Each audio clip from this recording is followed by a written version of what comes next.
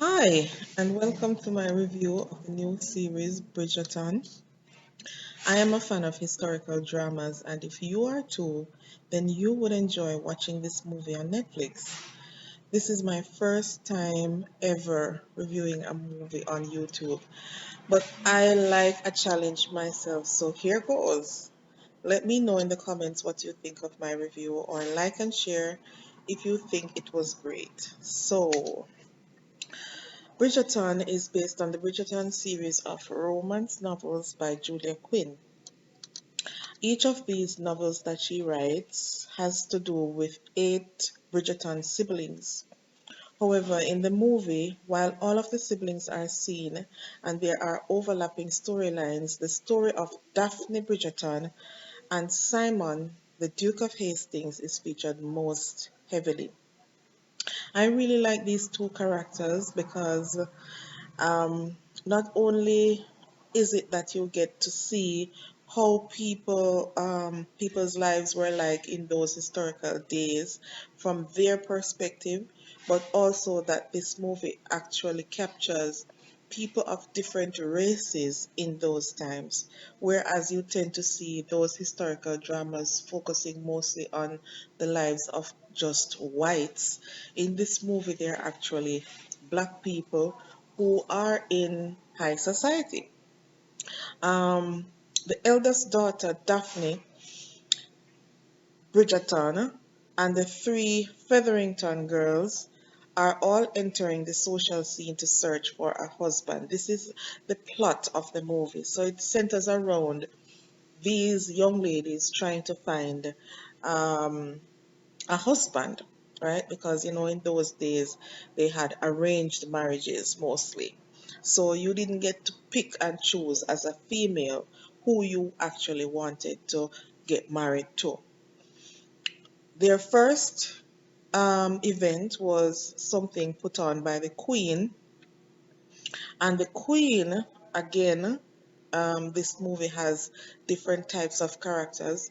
So in this movie, the Queen is actually biracial, right?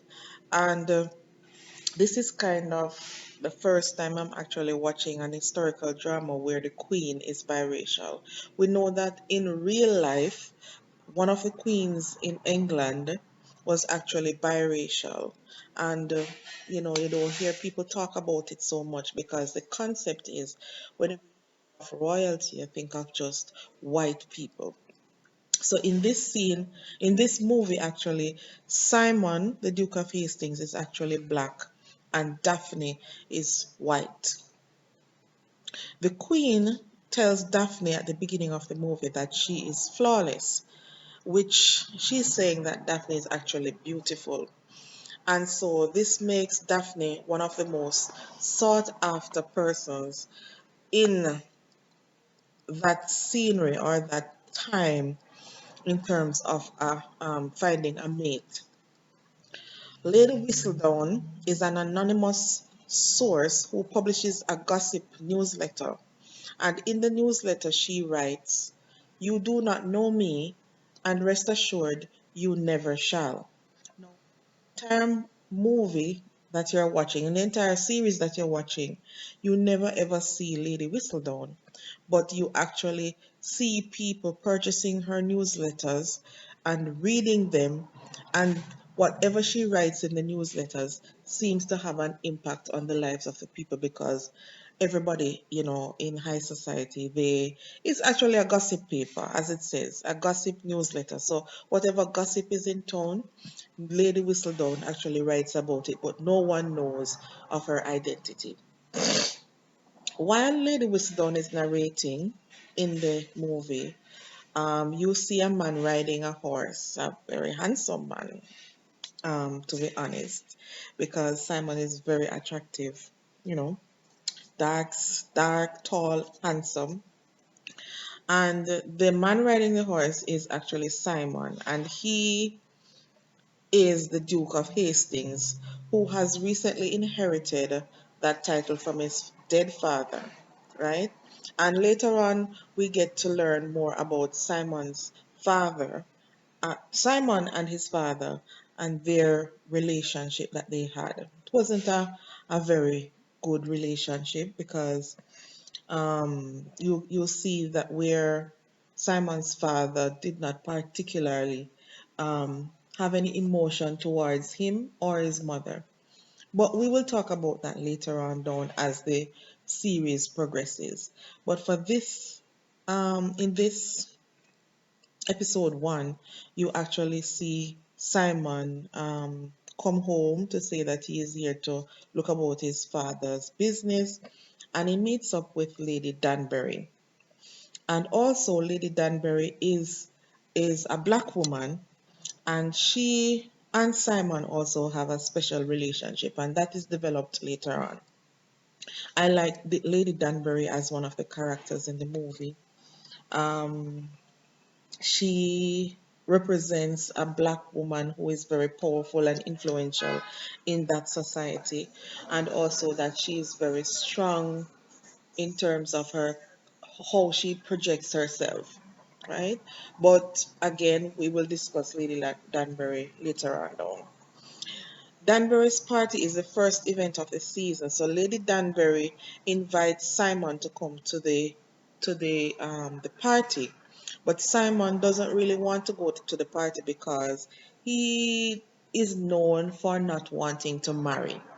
All right, but he is a bachelor, and so all of the women within that area are also, attracted to Simon as being a bachelor, and they are looking for a husband. So you see that dynamic coming out.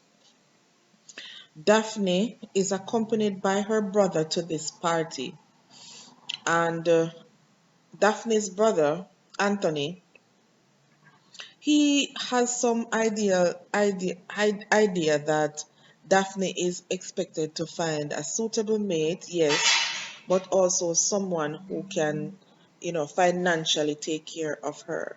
So most of the persons that he's looking for in terms of a mate for Daphne are not persons whom are necessarily in today's time, you would say, it would suit Daphne being a young woman and looking for love. In this instance, he's looking just at the person's financial um, capabilities.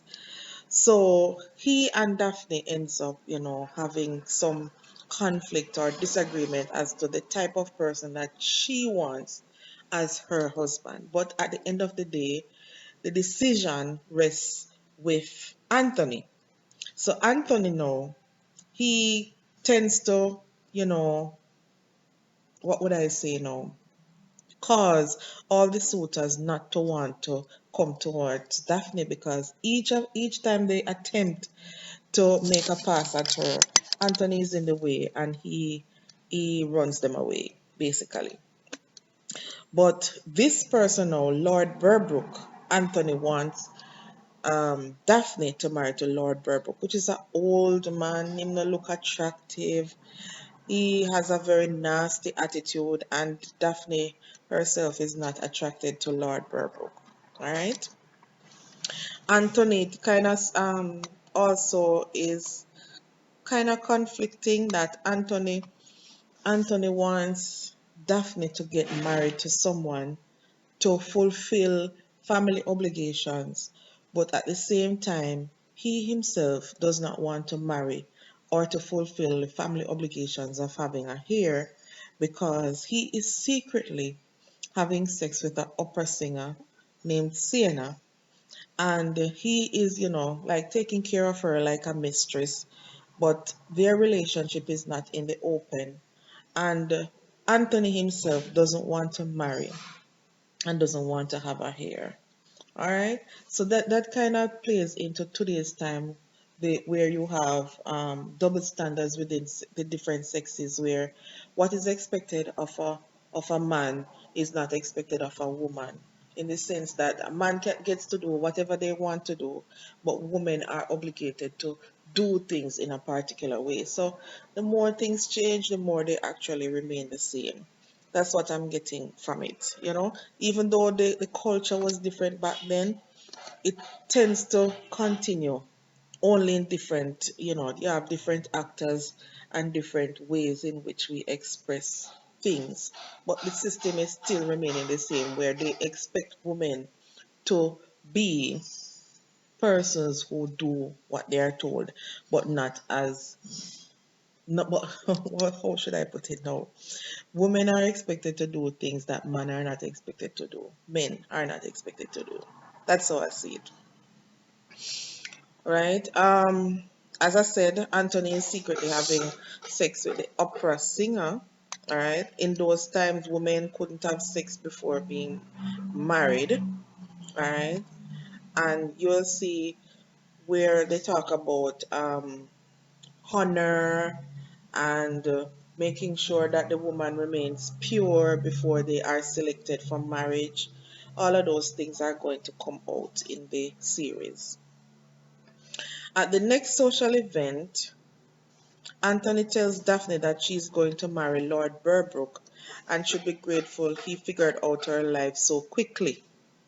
She storms off, but Burbrook finds her. After she declares she'll never marry him, that's Burbrook she talking, he starts to attack her. And while he's attacking her, Daphne punches him in the face.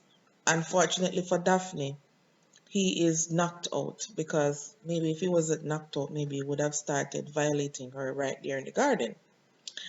And while all of this was happening, Simon was coming to defend Daphne, but by the time he got there, Burbrook was already on the ground, knocked out. So it gave both of them an opportunity to talk.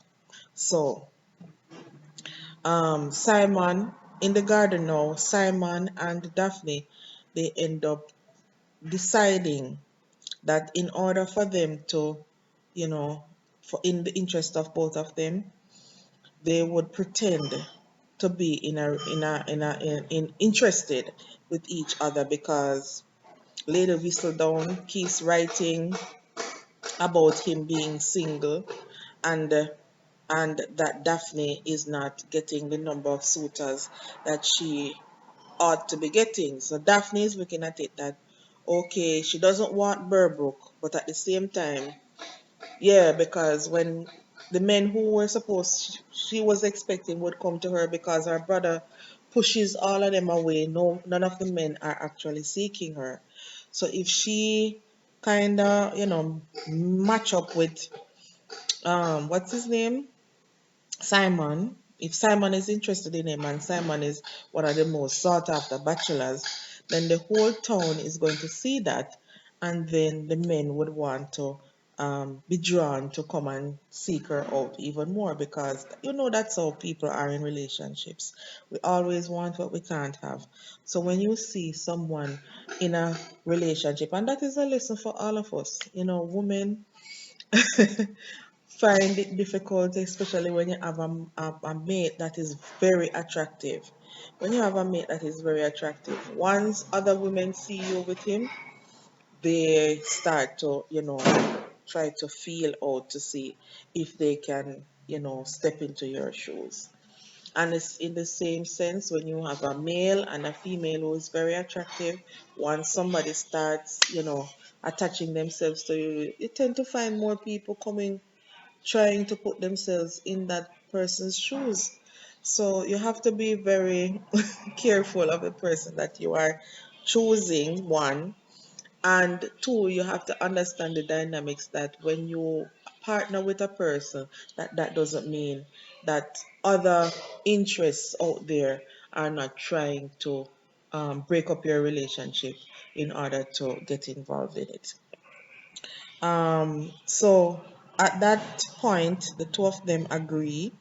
The two of them agree that they will, in order to get rid of the criticism surrounding both of them, they will just couple up and try to match try to make it seem like they were in a relationship. But the whole thing about it is that both of them seem to be attracted to each other, but they are denying it. So the movie, it starts off very nicely, and in later episodes you'll get to see the relationship between Simon and Daphne. I like this I like this series so far, and I hope to review it further. I'm going to watch episode 2 and see what is happening, and I will get back to you. I hope to hear some of your comments on it, and if you like it, like the video, comment about how it is that I review it, if you agree with me, if you don't agree with me on some of the things that I've said, and we will talk about it. See you next time. Bye.